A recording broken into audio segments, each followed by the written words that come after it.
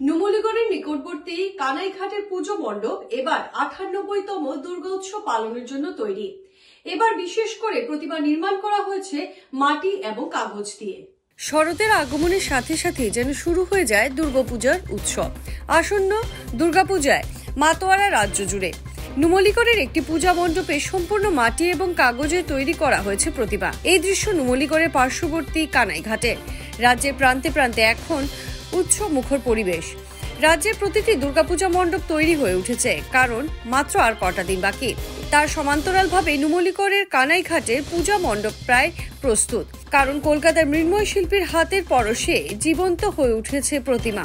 এই প্রতিমা সম্পূর্ণ মাটি এবং কাগজ দিয়ে নির্মাণ করা হয়েছে। লক্ষ্য প্রদূষণ মুক্ত চিন্তা। ৯৭ বর্ষ অতিক্রম করে ৯৮তম বর্ষে পুজো উদযাপন করতে তৈরি হয়েছে ঐতিহ্যমণ্ডিত কানাইঘাটের পূজাস্থল। কানাইঘাট এভারগ্রিন ক্লাব উদ্যোগে ৪ দিনের বর্ণাঢ্য কার্যসূচিতে উদযাপন করা হবে এই পুজো। নুমলীগড়ের অন্যান্য প্রান্তের পুজো মণ্ডপগুলো প্রায় তৈরি হয়ে উঠেছে দুর্গাপূজা নিয়ে।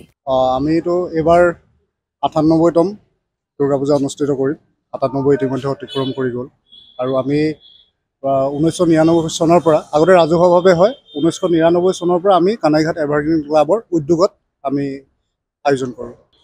একচুৱেলি এই আপোনাৰ ইয়াৰ মালিক হয় মা শিল্পালয় গোলাঘাটৰ। তেওঁলোকে মৃন্ময় শিল্পী আনে পশ্চিমবংগৰ পৰা। পশ্চিমবংগৰ শিল্পীয়ে আহি ইয়াত প্ৰতিভা নিৰ্মাণ কৰিছে।